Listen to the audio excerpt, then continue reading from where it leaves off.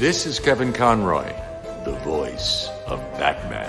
And you're listening to the DCAU Review, hosted by Cal and Liam, streaming at DCAUReview.com and on your favorite podcast app. Monster! Aquaman, Wanna Beast, Shazam, Plastic Man, Green Arrow, Green Lantern, Firestorm, Batgirl, Blue Beetle, Black Orchid, Booster Gold. Mission accomplished. Looks like Gotham City isn't just a one Cape Crusader kind of town anymore.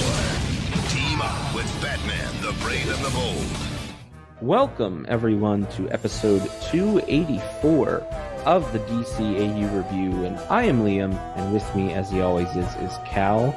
Cal, it's the spooky season, as every person in their 20s and 30s and 40s now probably will say around this time of year. Halloween this coming week, at least on the original air date when we dropped this episode.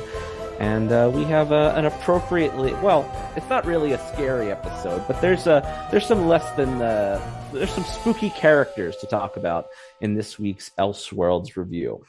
That's right. There are elements of spooky all weaved in and out of this episode, and this would be rated PG-13 for like terrifying elements, or one of those weird ratings that they throw on something. A generalization of horrifying moments, frightening imagery. There you go. Yes, that's right, Liam. We are back at one of our favorite Elseworlds. I mean, they're all our favorites. We enjoy most. Well, I shouldn't say that. This one's my favorite. Most of them are our favorites. We enjoy a lot of the trips that we take around the multiverse, but this week's Elseworld takes us to our prized possession, our star student.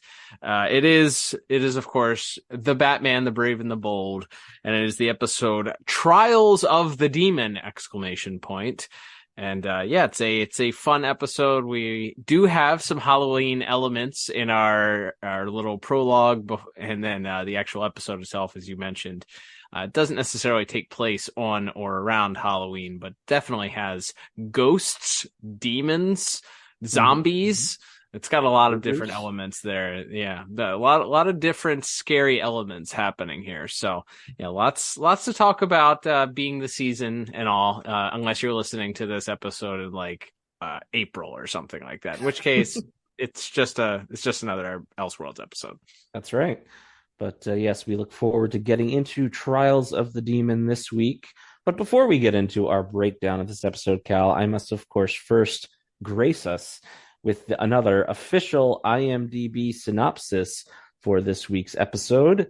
And, of course, the IMDb synopsis on this show is brought to you by The Pod Tower. You can head to youtube.com/The Pod Tower, and not only you find the home of all of our podcasts, that's our official YouTube home for the podcast, but you can also find content from shows like Jump on the Bat-Wagon and Tim Talk, as well as some archived live stream from our friends over at Watchtower Database. Lots of great stuff if you're a DCAU fan, which of course you are. You're listening to us. So go ahead and check out youtube.com/The Pod Tower. But I think before I get to the actual reading of it, you got to hit us with that air date, Cal. That's right, Liam. And just a quick reminder, this episode originally aired on March the 20th, at least here in the United States, on the Cartoon Network, 2009, meaning we just surpassed the 14-year anniversary of this episode's original debut here in the United States. That's right. So this is the synopsis for Trials of the Demon, written by Todd Casey, directed by Michael Chang, with music by our dynamic music partners, and animation by Dong Wu. And that synopsis reads as such.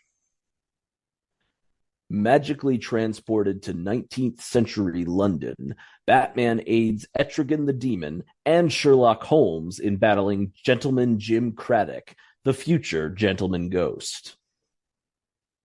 Wow, pretty good. That was really solid. Yeah, not a bunch of run-on sentences. Got in, got out. You mentioned characters that were actually featured on the episode. Yeah, you didn't stop mid-sentence. Long-time listeners will know none of the things that Cal just said are guarantees when it comes to these IMDb synopses.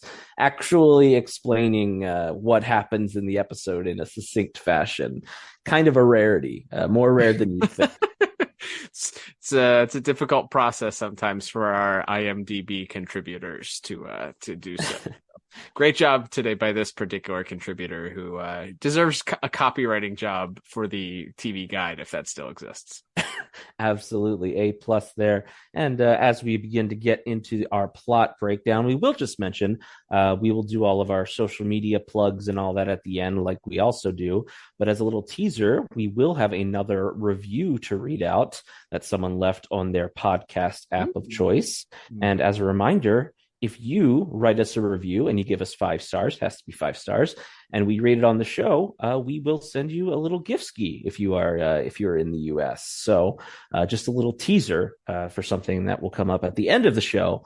But right now, Cal, let's get into breaking down this week's episode, Trials of the Demon. And as you mentioned, we do have a little, the most Halloween-y thing that happens is our little prologue, our little short that happens before the theme song, as we see Batman and the Flash, but maybe not a Flash we're as familiar with, this being Jay Garrick's Flash, the original Golden Age Flash, and they're taking on Scarecrow and Scream Queen, and Scarecrow has a holiday appropriate scheme up his sleeve.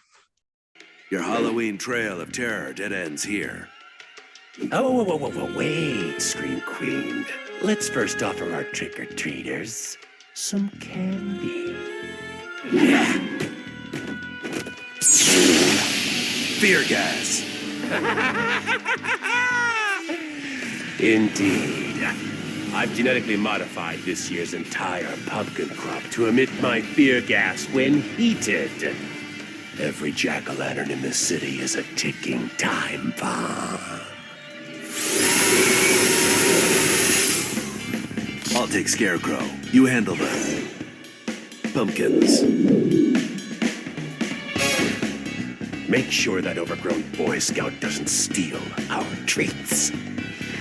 That's right, Liam. He's got a special batch of fear gas whipped up, planted inside each and every pumpkin stationed in and around Gotham City. So that means man hours. This was quite an undertaking. Seriously. So he's going to cause the pumpkins to explode, or when they get lit, the gas is going to disperse, creating an entire city of fear, as the line would go. And it appears that Batman and the Flash in this are a bit overmatched. It would seem that it's quite the undertaking to contain an entire city's worth of Halloween pumpkins. But of course, the fastest man alive is the man for the job, as he runs off and Batman is left to take on the Scarecrow and his goons. The Scream Queen does chase after the Flash, attempting to stop him, but is Batman versus a bunch of guys in skeleton suits, also known as Fortnite soldiers. I think there's a not that Fortnite was around in 2009, but hey, they live on today. Those guys in the classic skeleton costumes are running around on Fortnite. So he has some fisticuffs with them before coming mano a mano with the Scarecrow himself, who is brandishing his classic scythe or sickle, depending on your preferred word for it. And he and Batman go one-on-one. Meanwhile, the Flash is quickly racing around, attempting to gather up the pumpkins, but Scream Queen, as we said, is in hot pursuit. She manages to delay him initially, but he ends up throwing a pumpkin into her mouth, which causes her to be affected by the fear gas, seeing a quite scarier version of the Flash. Meanwhile, back with Batman and Scarecrow, Batman is able to upend the Scarecrow and feeds him a dose of his own medicine, breaking his sickle in half and overtaking him. The Scarecrow believes it doesn't matter, that he's wasted enough time, and that it's much too big of an undertaking for these two men to stop his plan. But as he opens his door to his hideout to escape, there is a mountain of pumpkins awaiting for him, much to his surprise, which happened to tumble down and kill him. Question mark? You would think a heavy gourd like object like a pumpkin is, if you had 20 to 30 pumpkins land on you, that you might have serious internal injuries. But keeping in mind that, yes, this is a landfill size. This is every pumpkin in the city, according to the Scarecrow's own words that just fell on him. Yeah, so somehow I guess Scarecrow survives, because I see he is featured in some episodes later. Mm-hmm. But yes, we the funny bit, of course, that occurs is that at the beginning of the process, Batman is speaking to the Flash, who leaves him high and dry to go start the pumpkins, or saving the city from the pumpkins. And at the very end, a mob of angry Gothamites show up to give the Flash and Batman what for, since the Flash rounded up and stole all of their pumpkins without an explanation. And the Flash looks to Batman to help him with an explanation, and Batman has disappeared faster than the Flash disappeared on him. So that's the end of our little prologue there. A fun little bit there. I'd say it's a nice little 5-minute story there, as most of the prologues for these episodes are, and nice self-contained little story, a little comedy, a little bit of action. You get a little bit of everything there. Absolutely. Always, I always love these little vignettes they did that they do at the start of each episode. It's just a fun way, and fun ways to get characters who maybe aren't going to get a lot of full episode adventures in this show into the show. Not a lot of. I think there is one other episode that features Jay Garrick, but not a lot of Jay Garrick Flash animation content in general. So fun to see him pop up for this quick little visit. But yes, after our wonderful theme song, which we'll talk about later, we do get to the adventure, and we actually go very far back in the past, as mentioned in our synopsis, back to 19th century London. And we see a woman walking in the rain, and a mysterious man in a carriage pulls up and offers her safety from the bad weather. And before you know it, we hear a scream, and we come across none other than Sherlock, Holmes, and Watson, who are just real people, as it turns out, in this world. Mm-hmm. And as they come across the remains of this woman, she isn't dead, but she's been turned into this sort of horrified, zombified husk. And it's remarked early on that this is I believe the 7th victim of this mysterious man, and that there's something mystical afoot, something way more supernatural than perhaps what Holmes and Watson are used to. And thankfully, we get a angry mob / exposition dump crowd forming, who informs us that it must be the work. All of this terrible supernatural business must be the work of none other than Jason Blood, who's always up to something strange and mystical. But Holmes, are you certain it's not that Moriarty fellow? Stop being an imbecile, Watson. Moriarty's weapon of choice is a unique air rifle assembled by a blind German mechanic. I fear they may be supernatural.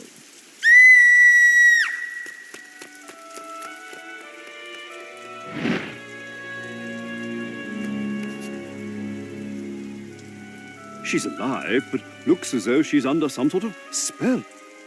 Just like the others. Did any of you see the attacker? No, but I'll wager 40 quid it's that creepy bloke Jason Blood. Oh, yes, I just Yeah, I see him. I'll thank you to leave the detective work to me, sir. But he's a madman, that one is. That black magic he's always carrying on about is all the evidence we need. Tonight, we go for blood. And so this mob goes and finds Jason Blood, and they're out for blood. They are literally and figuratively looking for blood, and they find him.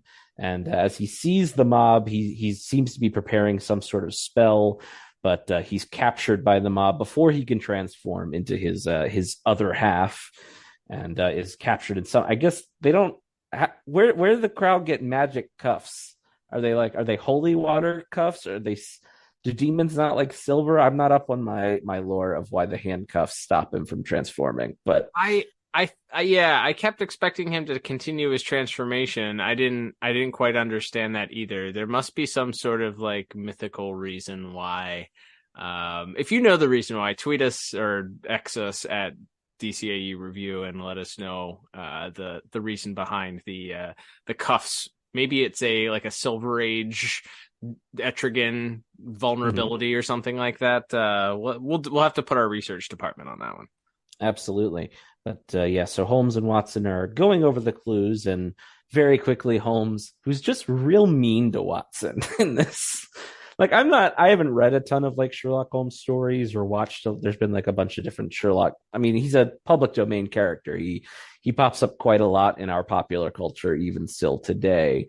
I've never seen a version where he's just very mean to Watson like he is in this episode. Mm-hmm. Sorry. Breaking news. Our research department got back to us. According to his Wikipedia page, Etrigan the Demon's weaknesses are holy powers, holy water, and iron. So they must have... that makes sense. The iron comes back at the end. Yep. Chekhov's metal alloy, I guess. That's right. Mm-hmm. So Holmes and Watson. Holmes quickly dismisses Watson for suggesting that blood could be behind these terrible attacks on these women, as the person that did it was walking with a cane in their right hand, while blood is famously left-handed. This was very Batman 66. I enjoyed it.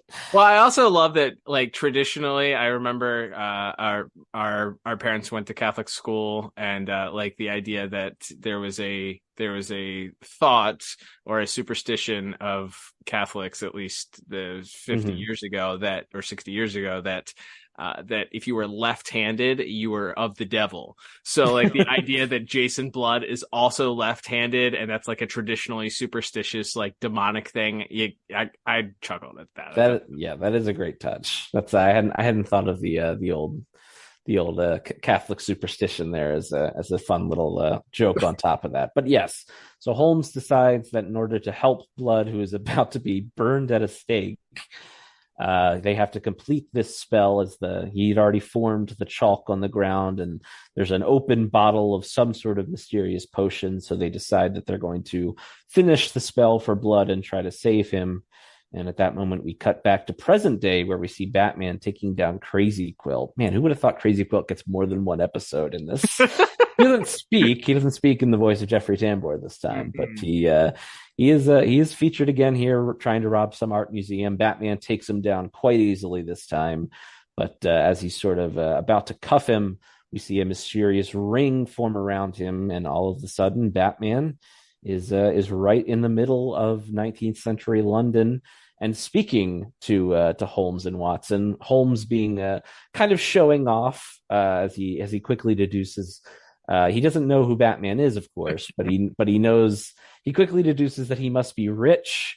He has good lineage because he's the son of the doctor, and that's why he's so fit. And that the bat symbol on his chest must represent some sort of childhood trauma.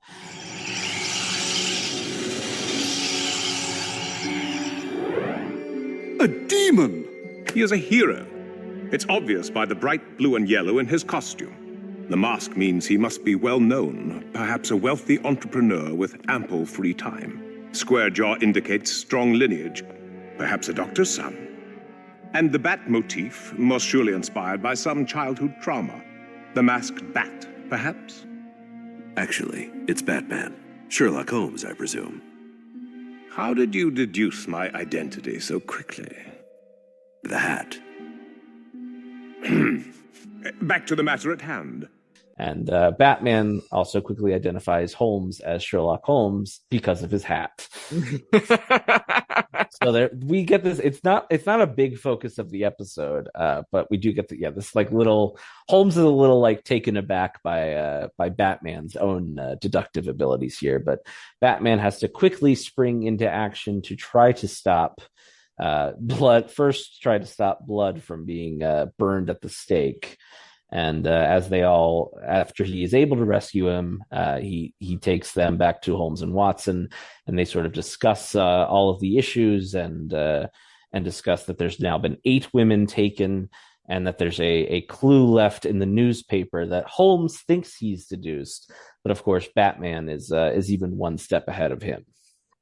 That's right. Yeah. Holmes gives his explanation and his interpretation of this clue, and Batman goes back and clarifies very much so that Holmes is not correct, that it is in fact actually pointing towards Jason Blood, and that there may be 10 victims. This is all deduced and pulled out of the information from this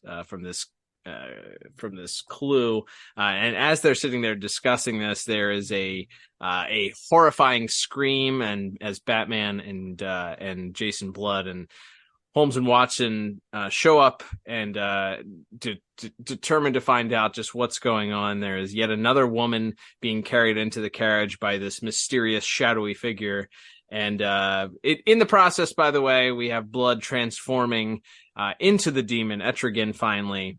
And then as he attempts to stop the man from carrying the woman into the carriage, this magical walking stick pokes out with his skull face, and it creates a giant magic snake that sort of ensnares Etrigan at that time. Batman attempts him. It arrives just shortly after, but unfortunately is not able to stop the mysterious figure from draining the soul out of his 9th victim.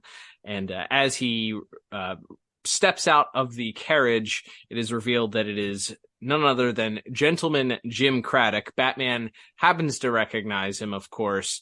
The Gentleman Ghost is his, of course, more well-known character, and is a villain in modern times for Batman. So this is his pre-Ghost incarnation, I suppose.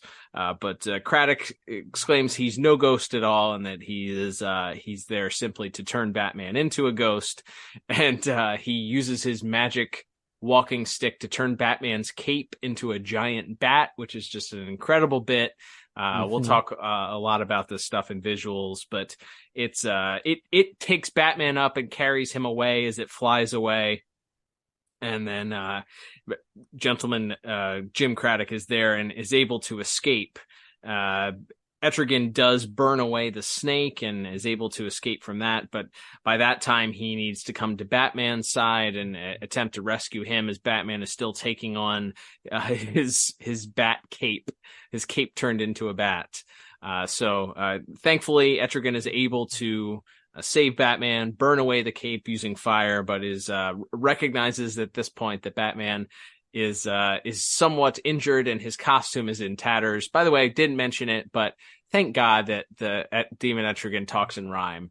It's my favorite feature of this character, and anytime he doesn't speak in rhyme, it feels like we're robbed of something. So yes, the missed opportunity.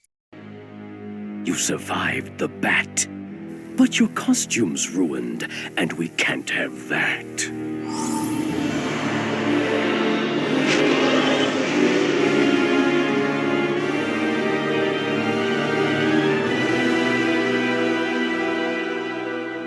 Yeah, absolutely. So he speaks in rhyme and reveals that Batman needs a new costume.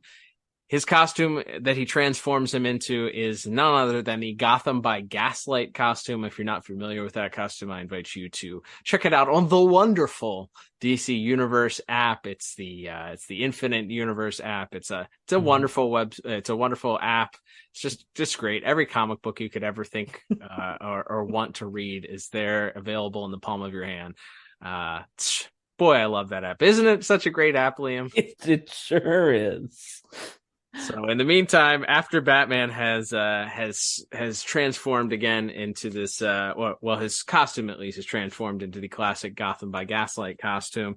He now has a more suitable look, and they once again realize that the comatose woman is there, and they're trying to examine her. They reveal that she's alive, but they're still kind of confused as to what the plan is, and Batman explains to everybody around him just who Jim Craddock is and how he knows him and who he is in the future.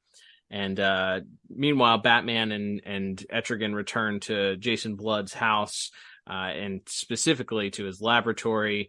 Meanwhile, Holmes and Watson go off on their own, and Holmes is a little bit part of the whole episode is this sort of rivalry between Batman and Holmes as to who the greater detective is, and that they keep trying to one up each other and top each other. So at this point, Holmes realizes that he needs to be able to find where Craddock stays, and he has to go off on his own. He can't rely on Batman Etrigan to assist him. He needs to sort of prove to himself, I guess, that he is the world's greatest detective by finding this hideout of Gentleman Jim's. Meanwhile, speaking of the hideout, we cut to the aforementioned hideout of Gentleman Jim, which happens to be an old windmill, of course. Where else would you hide as a evil stealer of souls? And it is revealed all the clock towers were booked up by the other supervillains in town, so he had to go for a windmill. That's right, exactly. So, he didn't put in his reservation for the clock tower this year. So so he's at the windmill and he's speaking into a mirror. It is revealed at this point that, of course, Gentleman Jim is not working alone in this scenario. He has a bigger baddie, and he's using a mirror to speak to this Astaroth. Not Asher Roth, the white rapper from the early to late 2000s, Astaroth, who is this demon that he's speaking to, speaks to him, talking about collecting these souls, and that once he has his 10th, he's fit to receive his reward of immortality, which is what Gentleman Jim is all about. Holmes, wait! You mustn't go off alone. My dear Watson, if I'm to solve the case before this Batman, that's exactly what I must do. I need just one more cell to complete our task. But now I have some costumed freak chasing after me. He even knows my name, plus Holmes and another demon. I sense the rhymer's presence in Whitechapel. I know him well. Tread carefully, for you are not immortal yet. Yes, Astaroth. Meanwhile, back at Blood's hideout, he realizes that everything that Gentleman Jim is up to is connected to Astaroth. And we get a little bit of backstory about who Astaroth is, and we reveal that Etrigan teamed up with Merlin at one point, and in order to confine him to the underworld. I love cartoon names for hell. It's always the underworld, Hades, something like that. You're never going to call it hell. An infernal dimension or something. That's a good one. So they then kind of put two and two together and realize that Gentleman Jim has been using this magic horn to capture the souls of his victims, and that he's going to offer 10 souls based on the little clue that they had, and that Batman had deduced. They have to offer 10 souls to Astaroth in order to potentially free him. And in return, Gentleman Jim will receive his gift of immortality. And this could unfortunately allow Astaroth to free himself. And just as this happens, Watson shows up and gives Batman and Blood the news that Holmes has located Gentleman Jim's whereabouts and has gone off on his own. And we see Gentleman Jim meeting Holmes outside of his windmill, and they have a brief battle between sword and magic walking stick. It's pretty vicious, back and forth. But Holmes is unfortunately quickly overwhelmed just as Batman arrives. But Gentleman Jim has more tricks up his sleeve as he pulls out a magic ring that summons a demon ogre from the underworld. And that, in the meantime, ties up both Etrigan, who has arrived to help Batman and support, and Batman, leaving Sherlock Holmes, unfortunately, very vulnerable, tied up. And Gentleman Jim is prepared to make him his 10th and final victim, as Batman and Etrigan are they're dealing with their own issue with this ogre demon. What use have you for human souls? I need them because, unlike you, I have no intention of dying, ever. Etrigan! Yank the ring from its nose! Then back to the underworld the ogre goes!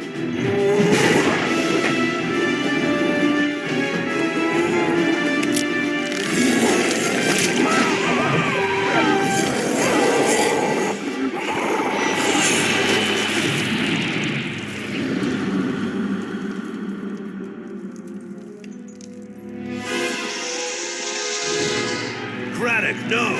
I know how this is going to end. Don't do it! When I return from the underworld, I shall be immortal. And then I'll deal with you personally.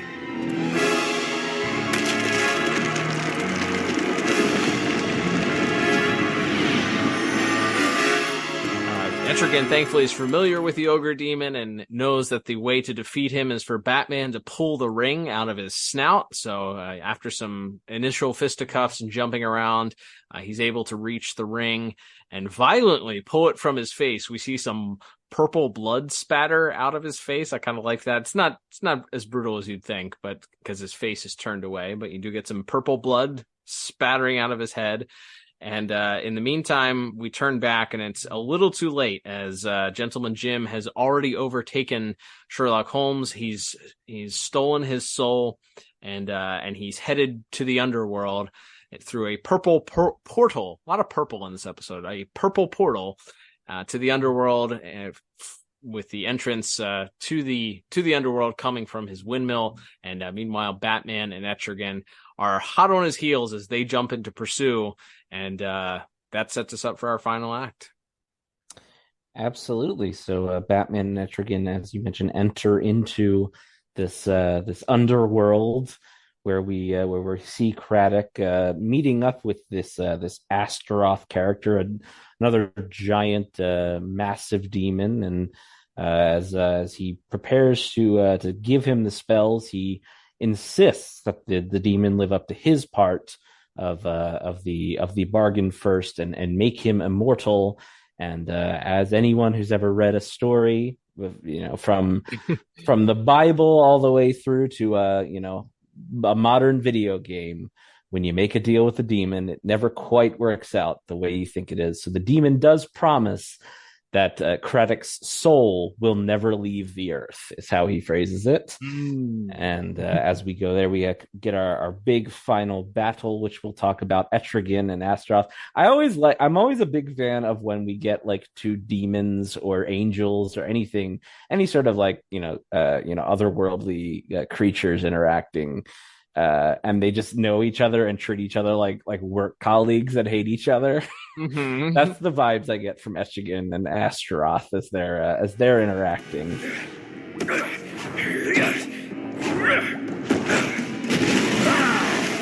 Welcome home, Etrigan. It is your home now, and you won't break free. Even with those souls, you must get through me!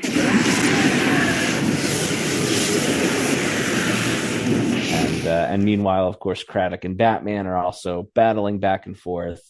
And it seems like Batman's able to get the upper hand and knock out Craddock, and also take the horn with all of the souls in it and his magic cane. And as Astaroth seems to have the demon on the ropes, Etrigan calls for the cane. And here's where we get Chekhov's medal returned, as he stuffs the iron cane down Astaroth's throat, and that kills him. Yeah. How do you, if you're already in hell or the underworld, do you go to like second hell? He ceased to exist, I think. Okay. All right. We'll just go with that then. Yeah.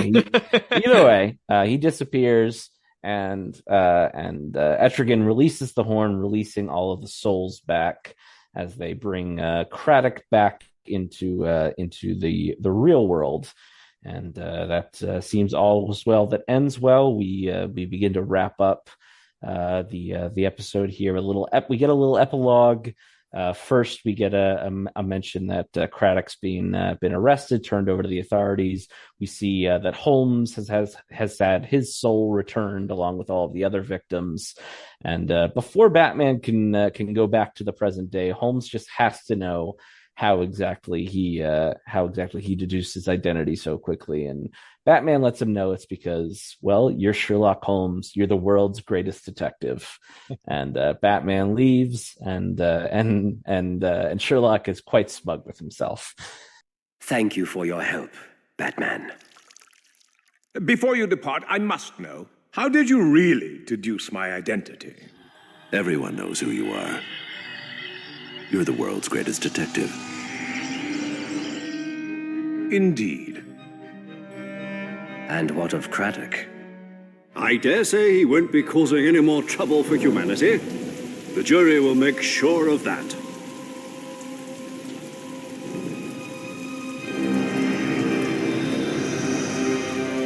No matter how many centuries I have to wait to face you, Batman, I will find you again. And I will have my revenge!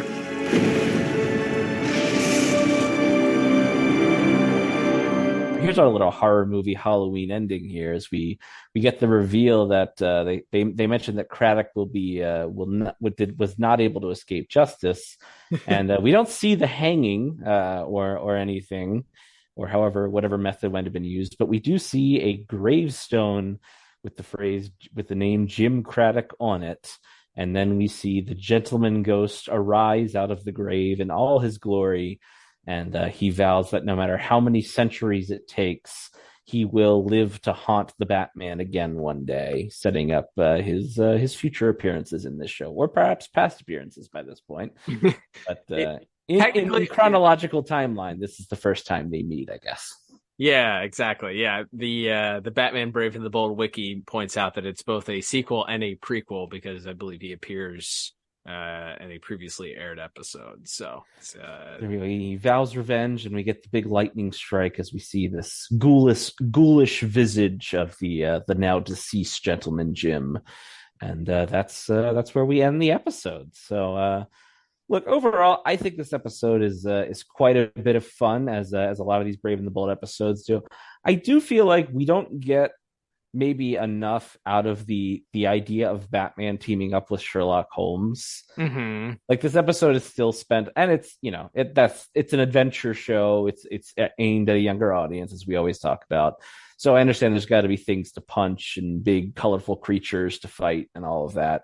But it would have been fun to see more. Like we get kind of the first meeting and the little bit at the end, and Holmes running off by himself to try to solve things without Batman's help.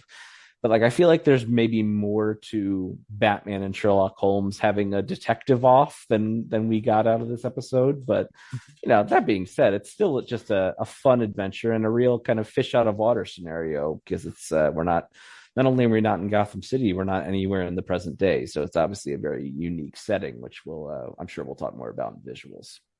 Yeah, absolutely. Yeah. I mean, I remembered, it's interesting. I remembered, and I looked it up before we went on the air, but there's an actual Detective Comics issue, number 572, that features Batman meeting up with Sherlock Holmes. And I have never read the issue. Don't know if there's any correlation or anything that's borrowed from it. The title of the issue is the Doomsday Book, and it's written by Mike Barr, with a lot of different artists penciling in on, including Carmine Infantino, and you had Dick Sprang working as an inker on it. So you have some famous names there working on it. Worth a look up on the wonderful DC Universe Infinite app if you're interested. But yeah, that concept of these two great, literally the guy whose nickname is the world's greatest detective, and the world's most our world's probably most popular and well-known detective, for at least he was for a couple of decades. He's the number one answer on Family Feud if they say name a famous detective. Exactly, right. It's Sherlock Holmes. Precisely. So that concept is certainly interesting. I don't disagree with you. Every time we watch these episodes, we usually have a lot of fun. This is no exception. Had a lot of fun in watching this episode. I don't think I stopped smiling from the beginning of it. Every time I watch these, there's so many layers of enjoyment. It's a cartoon. It's goofy in some levels. There's lots of homages and references to things if you know where to look. It's a Batman show. There's multiple different layers of enjoyment for these episodes, and I've never seen them before. There's several different ways that I end up why I end up enjoying these episodes so much. This one, compared to some of the other ones that we've watched, I don't think that I enjoyed it quite as much. Not because of anything that I think that was wrong with the episode. It didn't feel like, with all the elements that we had, that we really got the most out of everything. I don't know. You don't get a ton of screen time. It feels like for any one of the characters, it's kind of split up pretty evenly until the very end, where you get Holmes's soul stolen from him, so he's kind of a non-factor. But I think if you had had some of these elements, maybe you've done the story with Batman and Sherlock Holmes, you leave Etrigan out of it, maybe you don't have the demon aspect of it, or you're not able to kind of tie that in. Okay. And maybe that's not quite as flashy or kid friendly or interesting for a child to watch, because you don't have it's weird to say, but a demon running around, like the demon running around, a yellow skinned, red cloak, purple cape wearing demon running around. You don't have that Jack Kirby demon running around. So maybe it's less interesting, but if you also take Holmes out of it and you just have Batman and Etrigan, you kind of lose that sort of budding rivalry between Batman and Holmes, and who's the best detective there. So yeah, I feel like not that we were robbed necessarily, but I just feel like maybe the elements that we had here weren't used or able to be used to their fullest because of time constraints, because of the story that we ended up telling. All of that stuff sort of led to me feeling like this was good, just not a great episode overall. There's stuff that I enjoy. I love the idea of setting this up as sort of the introduction to this character that's already been used. So you give his backstory, and his backstory is tied into this weird time loop thing where Batman has to go back in time and ultimately is responsible for creating this guy, which if you think about it too hard will make your brain hurt. But yeah, I do like those elements. I like the aspect of Batman being the detective, but you don't really get that sort of flushed out too much. It's more, he kind of has this one-off little conversation where he's able to out detective Holmes, but then Holmes is able to find the windmill, and then you don't really have that final battle to determine who's the smarter. I kind of would have liked to have seen if like maybe Holmes was the one who's like, oh yes, the Iron Cane is the way to defeat Astaroth or something like that. So you kind of get okay, and Batman uses that as inspiration to like, I'm going to make sure that I study everything that I know about Sherlock Holmes going forward or whatever. I don't know. Somehow that Batman has changed through that. But yeah, overall, I still enjoyed the episode. It's still a lot of fun. It's, this story is 18 minutes or 19 minutes or whatever it is of fun and, fighting and a little bit of mystery and a little bit of supernatural mixed in there. So yeah, I ended up giving it a 7 out of 10 as far as plot is concerned. Definitely not the highest score I've given a Brave and the Bold episode, but still pretty strong. Yeah, I went just 1 point lower. I went 6 out of 10. Definitely still enjoyed it. Still a fun way to spend 22 minutes, as we pretty much always say when we review one of these Brave and the Bolds. But yeah, like I said, I think it's maybe there's like one element too many, like you said, and it's hard to pull one out without feeling like you're making the episode too boring. But yeah, it's like, a Batman and the demon chase the gentleman ghost through London sounds fun, and Batman meets Sherlock Holmes and they are trying to outdo each other with as they try to solve this incredible mystery sounds like a lot of fun. And you mashed it up, but like I said, you mashed it all together, and you have to have a certain amount of action and all that, which we'll talk about in a minute here. Yeah, like I said, still solid, still a good time, but yeah, maybe not reaching the heights as some of the other episodes that we've covered thus far. But that being said, we will move on here to our visuals and animation section. Once again, this episode directed by Michael Chang and animation by Dong Wu. And whatever we feel about the story reasons behind all of the action and the demons and ogres and cape monsters and all of that, man, this episode is just a hoot from like I said, the very unique setting and all the backgrounds, being that you're in the 1800s London with the cobblestone streets and the Victorian era dress, and I guess maybe first and foremost we should talk about the as you already alluded to, the introduction of another classic Batman. I mean, this show, as we've talked about over the years, pays homage to pretty much every era of Batman at some point, and here we get the very classic, just pretty perfectly adapted, I thought, Gotham by Gaslight suit. I thought the most interesting thing to me is that he still has the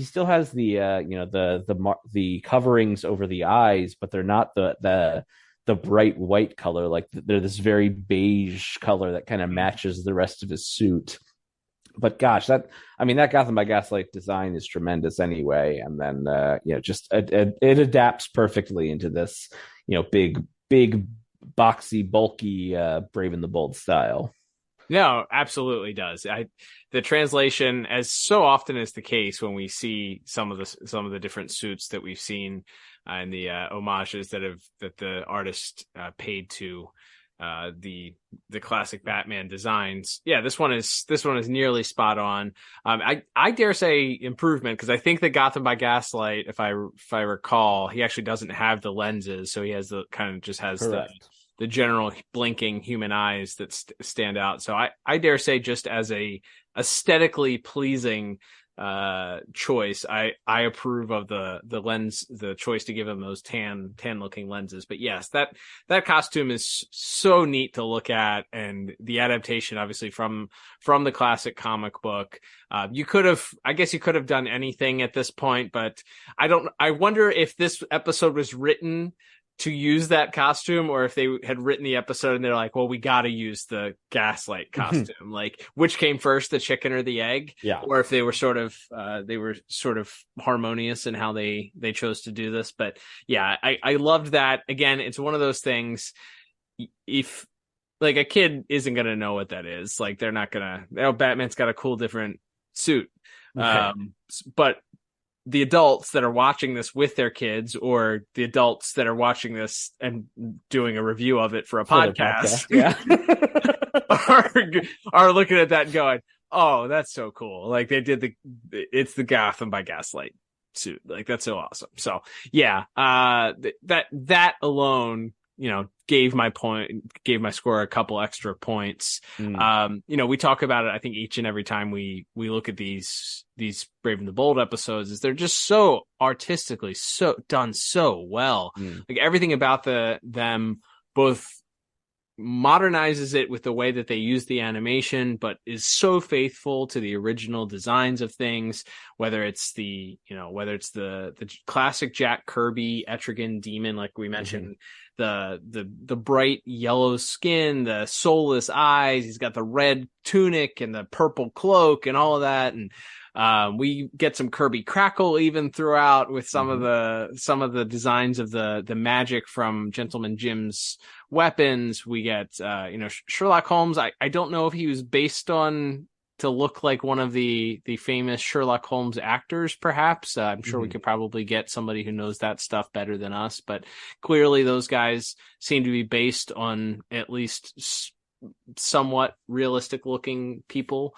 But yeah, the set piece, the fact that they're set during this 19th century London, what a cool concept. You have horses and carriages, and then on top of it you have these fantastic beasts, these ogres and demonic entities and all of that. And then the set changes from this dark, muddy, brown, gray, nighttime Victorian era to the underworld, the Hades, whatever you want to call it, the hell landscape that is these purple and orange and reddish hues, and the lava, the fiery lake of lava, and you get the reveal of the full Astaroth beast, this gigantic monster with horns and hooves and all that. Just him rising out of the lava, and as Craddock is standing there, and you sort of slowly realize how big this guy is as he's just continues to dwarf Craddock more and more as he kind of begins to stand upright on his he's got like the hooven feet and everything. Yeah. I mean, it was an impressive drawing. It was an impressive, design from the art team here. Just incredible. And then again, you have all of that culminate in this fight between Batman and Etrigan and him. And that's not even mentioning some of the magic stuff that we talked about, the magic giant snake that sort of ensnares Etrigan in the first little tussle between him and Gentleman Jim. And then I just thought it was so cool that he turns Batman's cape into like an actual living. It's not an actual living bat. It's his cape with like bat-like features. It's his cape is like anthropomorphized into a bat-like creature. So it's got like a mouth that's shaped like the bat logo, and it's got these creepy eyes, but it's clearly still made of cloth. It's really, really trippy. I thought that it was again, they had a lot of fun doing that, and then Batman is having this fight with this living, breathing cape. Really, really, really fun. So many neat little visual things that they did there, and we didn't even talk about like the opening, the prologue. That in and of itself, lots of cool visuals there. I feel like I've taken up everything to talk about. So I'll shut up now and see if there's anything else that you want to touch on. No, yeah. The only other thing I think that you didn't cover in depth was that opening vignette, as we talked about with Batman and the Flash taking on Scream Queen and the Scarecrow. One, I think I love the Scarecrow design on this show. It's not quite the Super Friends Scarecrow, but I feel like in retrospect, I've at least as a kid, I always thought when he's just like the skinny little Scarecrow guy was kind of lame. But man, in this show, it's perfect. Like you couldn't put like the new Batman Adventure Scarecrow in this show. It just wouldn't work. It reminds me a little bit of like I guess early 90s, sort of I dare say like the Nightfall era, that Kelly Jones comic book cover style. It's very like he's kind of exaggerated. His shoulders are a little bit wider and kind of really long limbs. Yes, it's actually like Scarecrow. Like he's got like squared off shoulders, and the way his cap sort of droops down over the bag head kind of makes him feel a little bit more menacing. It works. It's definitely a lot scarier than the Batman the Animated Series version of that style of Scarecrow, and certainly a little bit more haunting than the Super Friends version for sure. Absolutely. And the fear gas effect I thought was pretty neat. The first one, when they first hit Batman and the Flash with it, and sort of they're just sort of slowly walking, and then all of a sudden this fire sort of bursts out from behind Scarecrow, and his face kind of transforms. And then as we mentioned, when the Flash turns things around on Scream Queen, when she sort of sees this sort of crazy red and yellow lightning being that takes the place of the Flash when she's exposed to the fear toxin. That's great. And yeah, as mentioned, as silly as it is, the visual gag of Scarecrow. I love the scythe too. Like he only really uses the scythe. I think it came with his action figure, his Kenner action figure for Batman the Animated Series, but he only really uses it in Trial when he cuts off Scarface's head. Right. So like seeing him actually like get in a fisticuffs with Batman with the scythe, I really enjoyed.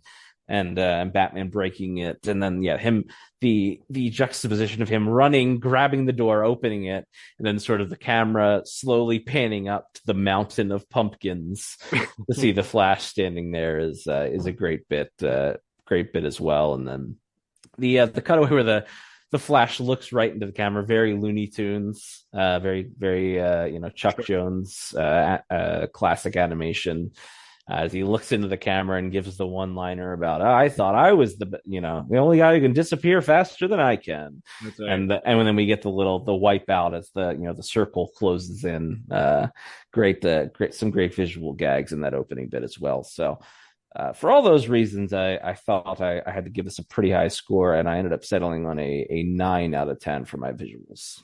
Yeah, absolutely. I actually gave it the exact same score, a 9 out of 10. The only thing I think we didn't touch on, you mentioned it when we were discussing the plot, but I really, really loved the reveal at the end of the classic gentleman ghost design as the ghost comes up from the grave. By the way, don't know how they got away with intimating that he was killed, or that corporal or capital punishment took care of him. I don't know how that works, but okay.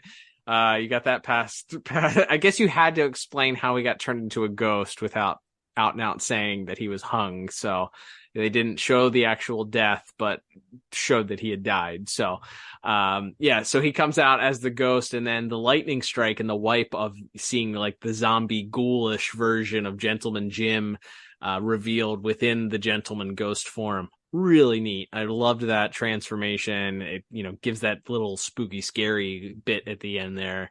Overall, high scores from both of us for very good reasons. We could probably go on talking about this for a little while longer if need be. Absolutely. Yeah. It's just a smorgasbord, as you like to say, in the visual department this week. And we can't say enough great things about it. But we will move on here for time constraint reasons and talk about music. Once again, music this week by, of course, the Dynamic Music Partners. And one thing I noticed, like when the opening vignette, we have the very classic Raven the Bold, a lot of horns, a lot of congas, a lot of bongos. Like that's the signature music for our action beats. But I felt like as we moved into we went back in time, we get a different take on that. I don't know what the instrument is, whatever the stringed music that always plays when you're in old timey London. We brought that in for the foggy nights on the streets of London as Holmes and Watson are walking around, or even that first scene where the woman is walking and Craddock pulls up in the carriage. They as is probably not surprising, our composers for the week certainly always relish, I think, a little bit of a genre change or an homage to a different type of music than they may normally get to do on the show. And I thought they changed it up a little bit, but certainly we got more sort of traditional action music for the big fights at the end. Yeah, you do get the simulated strings or synthesizer for a lot of the fights there. I did point out, or did notice, make a point of noting rather, that the transformation from our classic Brave and the Bold costume to the Gotham by Gaslight is sort of accompanied by this really neat choral, like a chorus of voices, sort of haunting, sort of spooky sounding piece that comes in the background as we reveal this new suit for Batman to wear. I really liked that. I also noted we do get like what I would say is classic Halloween spooky cartoon music with a scary organ at the end, with the reveal of the Gentleman Ghost coming out of the actual grave, and then the lightning strike. There's some real heavy organ, classic sounding monster movie or Scooby-Doo, whatever you want to put back there, music sound behind it. And then I think I also noted we get just as you mentioned, some action fare, but it is heavier on strings and less on the percussion. I think you mentioned it's likely because of the set pieces and where we were set on the episode itself. So the composers took advantage of that and did something a little bit different for how the episode sounded. But overall, I didn't have anything that was other than those two pieces: the reveal of the Gotham by Gaslight, and then the reveal sort of mirroring that the Gentleman Ghost at the end. Both with some pretty neat pieces there. I ended up going with a 7 out of 10 for this week's music. What about you?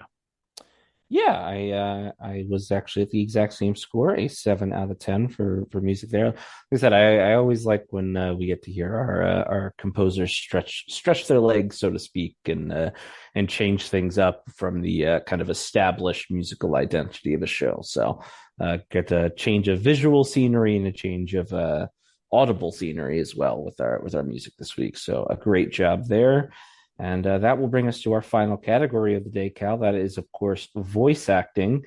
And it's not a huge cast, but we do have some notable names, which I'll mention here just briefly. I don't even think she has a name, but playing one of the by by the Gentleman Ghost is Marie Devon, who, of course, is Summer Gleason in Batman the Animated Series. So Andrea Romano bringing back an old standby for some small role there. Always fun to hear her. But mentioned playing Astaroth. He's very relevant if you're listening to this when it comes out. Tony Todd is voicing Astaroth. Incredible voice. And maybe best known, if you saw him, you know him as the original Candyman, the horror movie that was kind of a cult classic. And I think they did a remake like 2 or 3 years ago, and I think he was in that as well. Okay, interesting. But as a pretty prolific voice acting career, including he just voiced Venom in the brand new Spider-Man video game that just hit PlayStation 5. So a very relevant voice actor to talk about. But yeah, I love him as the big booming demon, and the way he talks, both in the sinister way when he's sort of negotiating with Craddock to get the souls, and then him and Etrigan going back and forth. A lot of fun. Just a big booming scary voice. Does a great job. Yeah, I imagine maybe some slight modulation done to his voice to make it a little more echoey, or to deepen a little bit. But yeah, it's he definitely sounds like a spooky, scary demon that I wouldn't want to deal with. So yeah, I'd say that in and of itself is a ringing endorsement. Absolutely. And then playing our Holmes and Watson, we have Ian Buchanan. Really, I would say pretty legendary soap opera actor. I think we've talked about him before. The name certainly rang a bell, but he's done something like 600 episodes of The Bold and the Beautiful, and then like another 250 episodes of General Hospital. Holy so like he had to be doing these at the same time at some point, which is just insane. If you know anything about the schedule that those shows cut, like they're filming all the time, and they're filming pretty constantly. So just what a schedule this guy has kept over the last 30 years or so. But playing Ian Buchanan playing Holmes, and as mentioned, Jim Piddock playing Watson. Has Mr. Piddock, I believe, played Alfred in the Under the Red Hood movie. So, Ian Buchanan also, by the way, the voice of the Ultra Humanite on Justice League. There. I knew. I knew I heard him. Yep, we had definitely. I was like, this sounds way too familiar. A guy who's double dipping on daytime soap operas. We definitely talked about him, and his name rang true. So yes, the voice of the Ultra Humanite.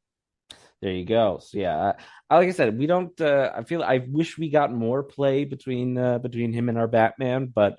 Like I said, I do like the like almost like disdain that this Holmes, Mr. Buchanan, has for his Watson in this. He's just like, I think the first thing he says is like, "Don't be an idiot, Watson." He's just "Don't be an imbecile." That's right. He's too cultured to say idiot. That's right, exactly. But yeah, there's like this very like smug superiority about this Holmes, which I kind of like. Like I said, it's not I feel like the typical characterization that you get of him in the at least in the stuff I've seen. So I thought that was kind of fun, them playing off each other. There's some fun comedy to that as they Watson keeps asking questions, and Holmes immediately shoots it down, and then as mentioned, Mr. Buchanan having to play sort of the jealous and defiant guy who's sort of being upstaged by Batman's appearance here is a lot of fun as well. So I think they both do a great job.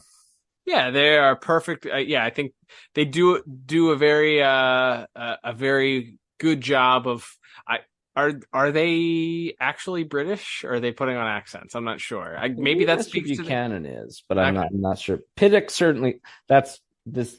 This might be racist. That Piddock sure sounds like a British name, an English name. It's just based on how the name sounds. If they're both traditionally English, they fit it very well. I agree with you. Mr. Buchanan certainly seems, based on his Ultra Humanite, also seems to be traditionally a authentic English accent there. But yeah, they have chemistry together. They also then have chemistry with their lead, of course, Mr. Dietrich Bader, spoiler alert, playing Batman. But yeah, all the characters I think work together well on the episode. I didn't have any complaints as far as anybody sounding like they were phoning it in or that they weren't cast appropriately. The voices seem to match the characterization of everybody, and I agree with you. I think their chemistry was needed, certainly for the episode with our leads. But yeah, also just good. Everything was really done really well with their casting and their performances. Absolutely. And then playing Gentleman Jim, we have Greg Ellis, who is maybe best known live action, at least he's in I think a couple of the J.J. Abrams, Chris Pine Star Trek reboot movies from a few years ago. Okay. Yeah, he's like I said, it's 18th or 19th century London. You want a over the top, cackling, mustache twirling villain, and he gives you what the doctor ordered, so to speak. Yeah, absolutely. He sounds evil. You want to hear him. You want to see him get his comeuppance at the end. He's a bit terrifying, stealing people's souls. We're openly working with a demon and only caring about his own immortality. So I actually do like the nuance that he puts in once he, quote, receives his immortality at the end, where he just kind of looks at himself and he's like, I feel incredible, or whatever he says, untouchable. It's just it's a small shift in the way that he kind of characterizes him after that, but it's like he has this hubris of, well, I'm not able to die now, so I'm gonna, or my soul won't pass the earth, so I have this cockiness about me. I felt like there's a slight nuance in the way that he changes his performance there that I appreciated. Absolutely, yeah, he does a good deal, and that like I said, that final little postscript we get of him vowing revenge, and he's going to haunt Batman no matter how long it takes. He's great there. Is again just exactly as over the top as you'd want him to be. And then as our other co-star, at least on the heroic side, we have D. Bradley Baker, another voice actor we've talked about a trillion times on this show, playing both the Demon and Jason Blood. And I mean, we've already touched on it, Cal, but he has the most important thing down, which is that he speaks in rhyme when he's Etrigan. So every time he transforms into Etrigan, it's just a joy because he's doing the rhyme thing the whole time. So he's got a good cadence to the rhyme too. It's a very musical way of speaking. It's not just that he rhymes. Like it's a very he's a great poet as well. And Mr. Baker does a great job as Etrigan, I thought. Yeah, I agree. It's also not his in the DCAU. He also got to voice Etrigan, but not the standard Etrigan. He was baby Etrigan in the Kid Stuff episode. He's credited with being that voice, and of course he's prolific with I guess he's right up there with Frank Walker with doing his animal voices, because he's credited with a bunch of other. I think he's Wolf in the Once and Future thing, and he's a couple other different animals throughout the DCAU, but. Yeah, he's he gets to shine and do more than just weird animal noises and snarls, and I agree. I don't know what they did to his voice for the demon effect, but doesn't feel overly produced in a way that makes it feel otherworldly. It does feel half human in a way. So yeah, it's good. As you mentioned, the best part is the fact that he's able to deliver his rhymes authentically in those voices while while also rhyming his lines. So yeah, that's that already had a upper echelon score for me, since he was rhyming his words, and then the performance on top of it probably added another half point or so. Absolutely. And then, of course, we'll talk. I should also mention Andy Milder as the voice of the Flash in our little opening. I think it's Mr. Baker also doing the Scarecrow. But yep. But yes, of course, our main event, as we've talked about him numerous times on our show, not only as this character, but also, of course, as the voice of Zeta. We once again have Diedrich Bader on as Batman, and again, just. And this goes to the plot and to his performance as Batman. He's fighting Crazy Quilt in the museum. A giant portal forms around him. He gets dropped in the middle of 19th century London, and he's like, "Yep, all right, got it. Let's figure it out. I'm on it." Like, doesn't even flinch, doesn't even blink, doesn't have one moment of doubt or fear. He's just right to action, which is just, again, so perfect for this. This very Silver Age infused Batman just gets right to action, goes and saves Etrigan from the burning at the stake, and then he's right on to deduce the clues that have been left in the newspaper and all that. Just great. And once again, unsurprisingly, Mr. Bader's great, not only playing off of D. Bradley Baker as Etrigan, as mentioned, but also playing off of Ian Buchanan as he and Sherlock have their little rivalry as well, and him as well with Craddock as well. There's the moment where he's like kind of calling out to Craddock and is telling him, like, don't go through with it. I know how this ends. It doesn't end well for you. Like he's trying to save him even in the 11th hour here, even though he already knows what happens. So I think he's again, not surprisingly, Mr. Bader does another great job as Batman. And this is a little earlier in the show. This might be the earliest episode of the show we've looked at, because this is season 1.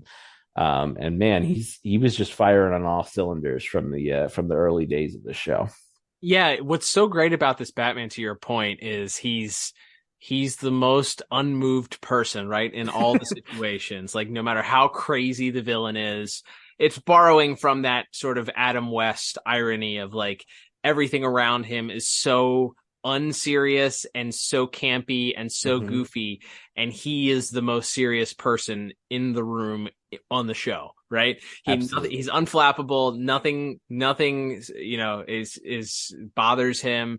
It doesn't faze him in any sort of way that, like you mentioned, he's transported back multiple centuries to meet this literary hero, Sherlock Holmes, and he's just like, yep. And he's immediately having a verbal sparring session with him about, deducing and sort of matching wits for wits with him. So, that's what makes this characterization of the Batman so great, is that it is ultra serious. Everything around him is goofy and somewhat comedic. And he's the straight man. He plays the straight man to a T, and without a convincing vocal performance from your Batman, that falls very flat.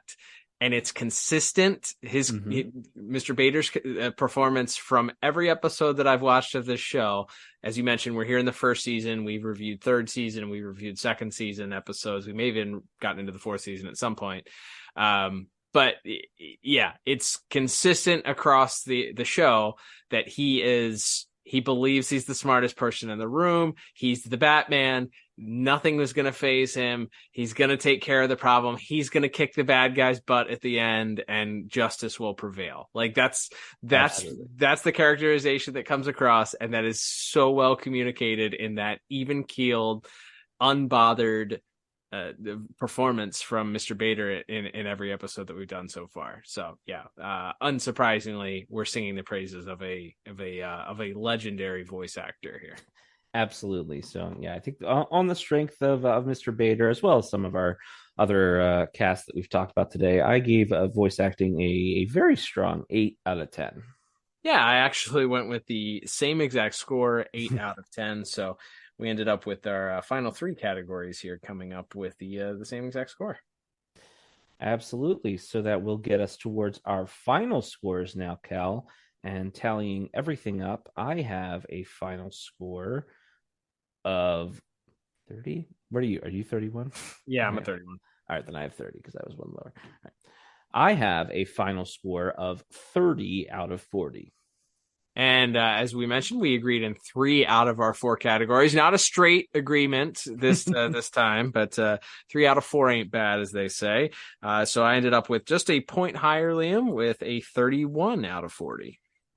Nice. And so that will... So we can wrap it up. As we always say, when we go to the Elseworlds, we don't really talk about rewatchability in the same way because we don't watch every single episode of these other worlds we visit. But again, I feel like we say this every time we do a Brave and the Bold episode.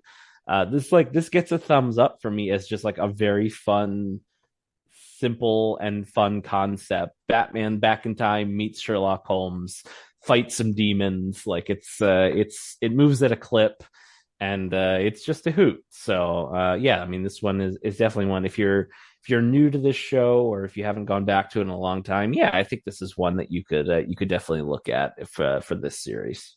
I think based on the setting alone, the interaction with the Etrigan character, who's always fun, the homages to Gotham by Gaslight, the Sherlock Holmes interaction, Gentleman Ghost was always like an interesting character to me ever since I first learned about him. I thought he was an interesting, like visually, he's a very cool looking character. So the idea that this is his origin story that you get, and he's featured in other episodes of The Brave and the Bold. You kind of, if you're going to watch The Brave and the Bold, this is an important episode because you learn, either depending on if you're watching in order or out of order, you either learn that this character is going to return, or you understand where this character came from and why he has this vendetta against Batman. Either way. So yeah, it's kind of mandatory if you're watching Brave and the Bold, but as far as rewatchability, I'd recommend it. I don't think there's an episode of Brave and the Bold that I wouldn't, if somebody was like, should I watch this episode? I don't think so far there hasn't been an episode where I'm like, nah, you can skip it. I'm like, no, have fun. Like enjoy the 22 minutes. It's action packed. It's fun to watch. If you're a DC fan, you'll smile a bunch of times at all these different references and nods and different homages to different DC history throughout. And it's got some funny dialogue and some great voice acting and all that along the way. So yeah, as far as would I recommend it? Absolutely, I would. Totally agree. Couldn't have said it any better.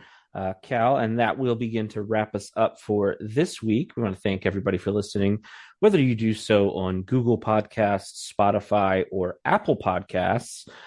We do appreciate it. It's a great way to support the show, listening and downloading the episodes. And as mentioned, you can also help us out by subscribing to the Pod Tower YouTube channel at youtube.com/the Pod Tower. But as far as we talk about ways to support us, well, first you can follow us on your social media app of choice, whether that is the artist formerly known as Twitter, or now called X, or Instagram. You can find us at DCAU Review. I'm going to post a thread this week, I think. I'm going to post one thread this week and see if there are any takers. Depending on who you listen to or believe, it's the new frontier. You can build your own unique audience there if there's anybody on there. Or that's just Zuckerberg trying to convince people it's worth your time and energy. Yeah, but I feel like the old appeal of Twitter was like the built-in 15 years of like weird energy and anger and inside jokes and everything that the Threads has not yet built up, but maybe someday we'll continue to I haven't shut the account down, at least. It's connected to the Instagram. I don't even know if I could anyway. But anyway, yes, you can follow us on any of those sites at DCAU Review. That's another great way to support us. And as mentioned, another great way to support us is that if your podcast app that you're listening to us on allows you to leave a review or to rate our show, that is a great way to help us. Giving us 5 stars and leaving a review helps bump us up in those all-important search algorithms and gets some new show. And in fact, Cal, we have another review to read out this week. Yes, indeed, we do. And just a reminder, as Liam said, if you leave your own 5-star review and you live in the continental United States, we'll send you a little thank you gift. for doing so. Our first two reviews went out, thank you gifts went out this week. So thank you to our reviews. We've had, I think, 3 or 4 in the last 5 weeks. So we're on a pretty good hot streak here. We're bribing people, and it's working. It's an effective business model. Who'd have thunk? We're not above begging. Like if you would like me to shoot a video of me literally on my knees with my hands clasped, I'll do it. That's right. We are looking for as many of these reviews as possible. Don't forget also, even if you've left a review in the past, word on the street is Apple will allow you to read or to leave another review. So, hey, if you want to double dip, I don't care. Leave another 5-star review and tell people, just copy and paste like Dietrich Bader's Wikipedia page as the explanation. Just leave 5 stars. I'll still send you a little gift. Absolutely. But this week's review, Liam, comes from, it looks like Nuber, that's with a KN, Nuber 375, and their heading starts with fantastic DCAU podcast with 2 exclamation points. Mm-hmm. The review says, I grew up with BTAS, but I didn't know why I loved it until I went through their catalog and the DCAU as a whole. Cal and Liam create such a vibe that's inviting but makes you feel like you're right in the room with them. The humor can make you burst out laughing in the worst places, and the running gags keep you coming back. Their dives into the episodes are also great and made me think some episodes in ways I had never had, and made me appreciate some episodes I didn't care for before I listened to the pod. Overall, a top-tier podcast with some great laughs and an even better love for the DCAU and other adjacent projects. I look forward to every episode, and then parenthetically, even Zeta. There you go. Managed to get in some Zeta project love. Well done, Nuber375. If that is you, send us a message on one of our social media pages, Instagram or X, and we'll send a little thank you. So thank you for taking the time to do that. That's a wonderful review. It really keeps me and Liam going, and lets us know that those Zeta Project episodes are not for nothing, I suppose. Absolutely. Yeah. I especially appreciate the part about maybe giving them a new reason to revisit some episodes they didn't particularly like and find things to like about them. We talk about, that's the whole point of the little ranking system. I feel like that we do is it's not to give that we're passing judgment on these shows so much as it is, sometimes the episode's not that, the story ain't that good, but it has great visuals or whatever. So I love the idea. I feel like we go through that same thing every week when we do a review, and it's great to hear that some listeners are also getting that out of the podcast when they go back and revisit them for our show. So yes, thank you so much for leaving that review. And as mentioned, that's a great way to support us. If you'd like to support us in a more direct financial way, there are a couple ways you can do that in the show notes of this very episode, including a donate button. Feedback up a monthly little donation that helps put some caffeine in our system, buys us a couple coffees a month, and keeps us going, keeps Cal awake on Friday nights when he has to edit this show.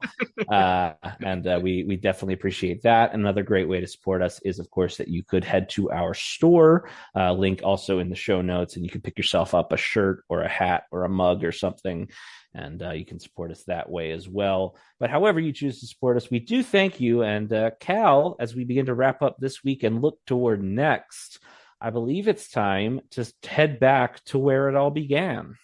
That's right, Liam. The month of November is going to bring us back home with more Batman the Animated Series. We are just sort of powering through this latter half of this BTOS run here. I'm a little bit scared thinking about how just a little while ago it felt like we just had an infinite number of these episodes remaining, but the numbers are counting down here. It's very interesting. So yeah, we kick things off next week with an episode that I do not remember liking at all as a child, so it'll be interesting to see if I can pull out some of the more adult themes for this episode and appreciate it on another level next week. But we will be reviewing the very memorable episode Baby Doll. Yeah, this was not a popular one in our household as when we were kids, for sure, but certainly one that I know holds a very, very special place in a lot of people's hearts. And I certainly look forward to going back to it with fresh eyes. I have not seen this episode in many, many years. So definitely look forward to getting back into that next week. But until then, I'm Liam. And I'm Cal. And we'll talk to you on the next episode of the DCAU Review. Bye-bye.